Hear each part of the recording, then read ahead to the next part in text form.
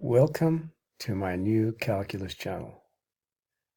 And guess what? This is my second video of the day. So I think today I'm on a roll. And in this video, I'm going to talk about deductive reasoning. In particular, the if-then clause in mathematics. So without further ado, let me begin. Now, you've often seen if-then in mathematics, and you've wondered if it has any connection to propositional logic. Well, we'll see in a moment what the answer to that question is. So, how does if-then work? Well, if operates on a predicate, okay? In other words, it's a condition that evaluates to either true or false. But in mathematics, if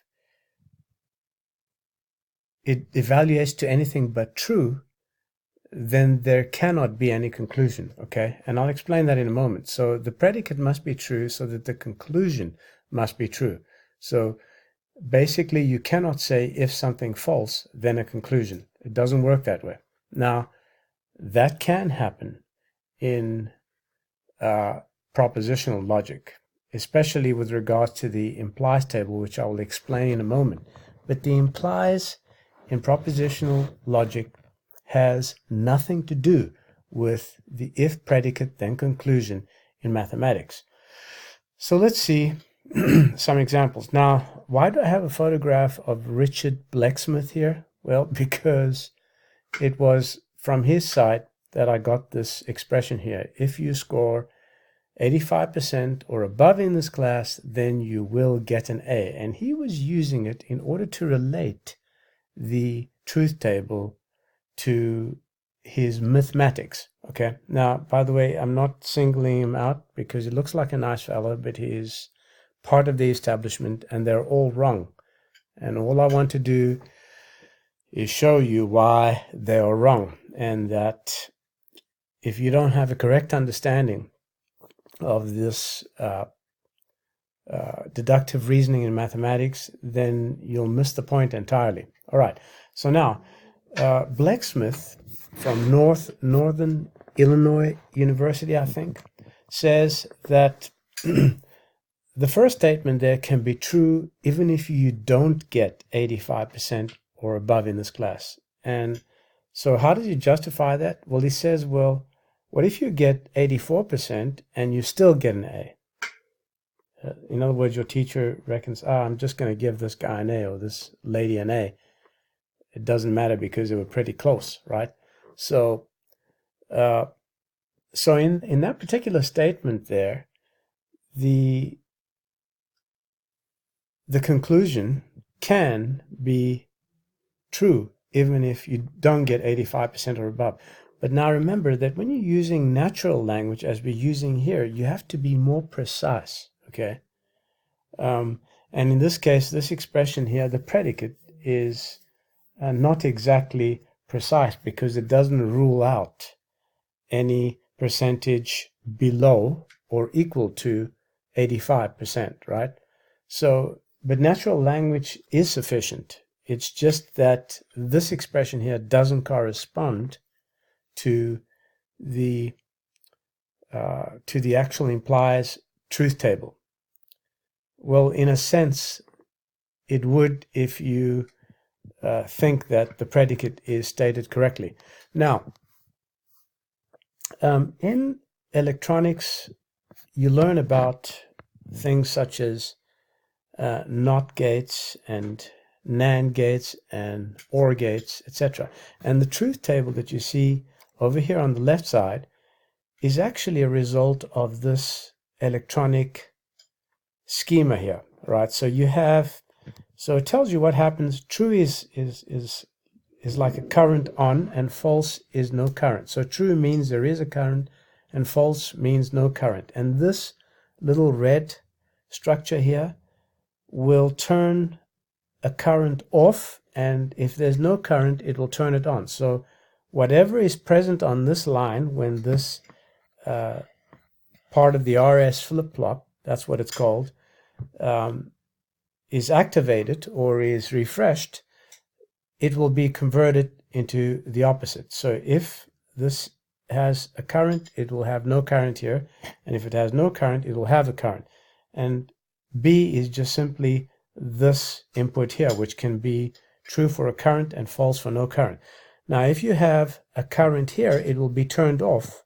So this part here will have no current, but B will be turned on. So this gate here will return true or an on current if either one of these has a current. Okay, so now you can go through these different combinations on your own and see that it works like that exactly in electronics. But electronics is not mathematics, and this Boolean logic has no relationship to the if predicate then conclusion. Okay, it has zero relationship.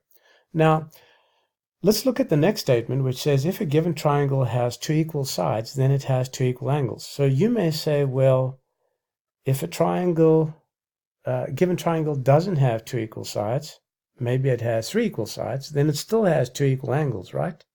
Well, you have to look at the predicate. The predicate doesn't care about more equal sides or less equal sides.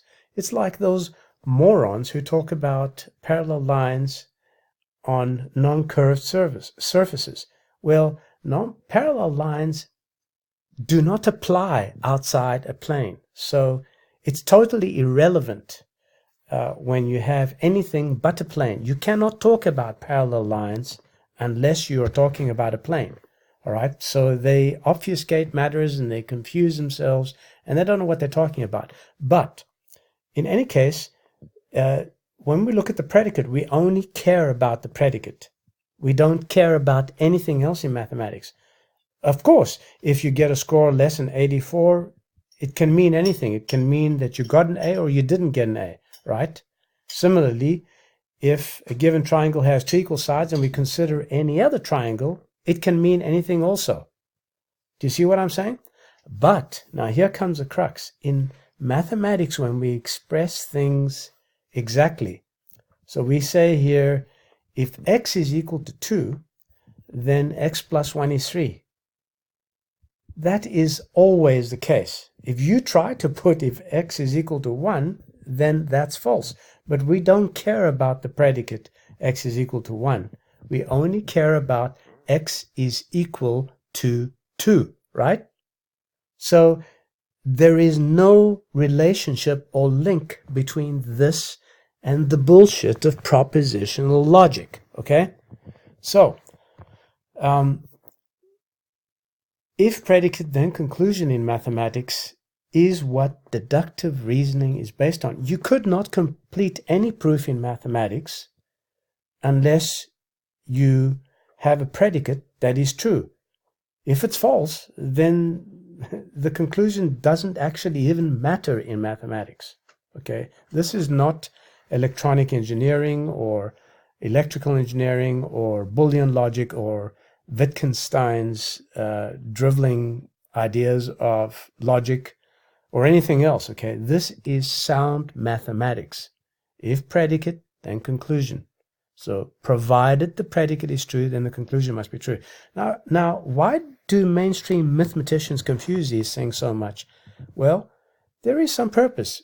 If you consider the epsilon delta proofs that are used in mythmatics, in the theory of limits, etc., they are directly linked to truth tables. So you'll have implication, which is used to support the theory behind that rot, okay?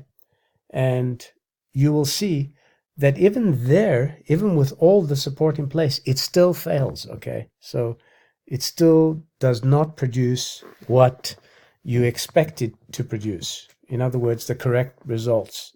There are times when things will not go according to plan, so to speak. Now, I hope that I have explained this to you reasonably well and that you won't be fooled by any ignorant educator who tells you that mathematics and logic are the same thing. There is logic in mathematics, but it's not propositional logic. It's deductive logic, okay? It's logic which assumes that a predicate is true. If a predicate is not true, then the conclusion, you can say nothing about the conclusion, all right? So it doesn't help to start off with something false. If you say, if a tomato is blue, then x plus 1 equals 3. It's meaningless garbage. And of course, you will find a lot of set theorists and topologists and their fellow ignorant ilk who will propagate these moronic ideas that lead nowhere, that have produced nothing, and that will produce nothing useful in the future, or even in the past, they haven't produced anything useful. So they're really a waste of time. If you're a student, you need to bear these things in mind. Now, I'd like you to share this knowledge and to subscribe to my channel if you haven't already. And also to click like, because I have many enemies who will come to my site and vote the videos down. Okay, so click like so that others can learn of this invaluable information too. And be sure to download my free ebook. Now I'm out of breath. My free ebook, which is to which a link will be provided in the details section. And I hope that I'll be able to produce more videos again in the future, and I'll try to focus on topics that are pertinent and that will help future mathematicians, real mathematicians, not mythmaticians. This is the New Calculus channel. My name is John Gabriel. Till next time, goodbye.